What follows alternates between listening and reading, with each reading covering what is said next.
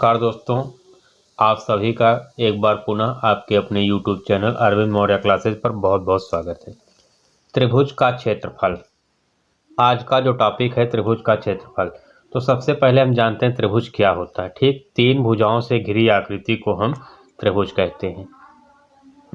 एक भुजा आपकी ये हो जाएगी, ठीक, और एक भुजा आपकी ये हो जाएगी, और एक भुजा आपकी यहाँ से लेके यहाँ तक ये कर्ण भुजा हो जाएगी। ठीक, ये आधार भुजा है, कर्ण भुजा है और लंब भुजा है।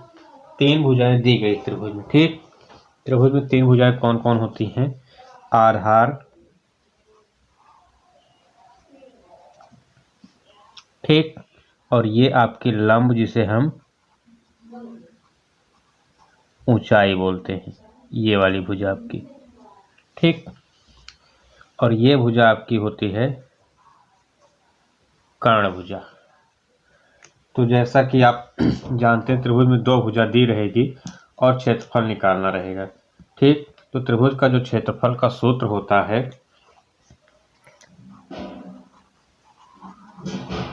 क्षेत्रफल का सूत्र होता है 1/2 आधार गुणे ऊंचाई। ठीक, 1/2 आधार गुणे ऊंचाई। आइए इस पे सवाल देखते हैं।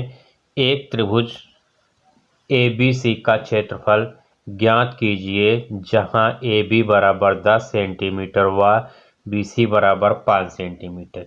इस प्रकार से दिया है, हम एक त्रिभुज यहाँ बना लेते हैं जिससे हमें आसानी हो जाए सवाल को समझने में। ठीक, तो एक त्रिभुज हम बनाएंगे और इसका नामकरण भी कर लेते हैं। इससे क्या होगा, सवाल आपको बहुत जल्दी शीघ्र और आसानी से समझ में आ जाएगी। ये माप आपकी ABC, इस प्रकार से नाम लिख लेते हैं। AB कितना है 10 सेंटीमीटर और BC, ये B और C है आपका कितना 5 सेंटीमीटर। ठीक, आगे जो आप जान ही रहे त्रिभुज का क्षेत्रफल ज्ञात करना, क्षेत्रफल पूछ भी रहा है। ठीक, तो हल में आते हैं। सबसे पहले लिखेंगे त्रिभुज का क्षेत्रफल बराबर 1/2 आधार गुणे ऊंचाई। ठीक, ये फार्मूला लगाएंगे और इस पे आप सवाल लगाना है।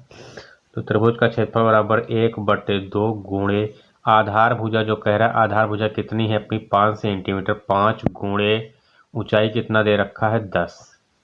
ठीक, तो 2 से कट जाएगा, 2 1 कम 2, 2 पंचे 10, ये बचेगा कितना आपका 5 गुणे 5 सेंटीमीटर स्क्वायर। तो 5 पचम 25 सेंटीमीटर स्क्वायर, या लिख सकते हैं 25 वर्ग सेंटीमीटर। ठीक, क्षेत्रफल जो है हमेशा वर्ग में लिखा जाता है। अब वर्ग में लिखा क्यों जाता है ये जानना है, तो यहाँ देखिए इसकी माप कितना थी 5 सेंटीमीटर और इसकी कितना थी 10 सेंटीमीटर। ठीक, सेंटीमीटर और सेंटीमीटर क्या हो जाएगा, स्क्वायर हो जाएगा।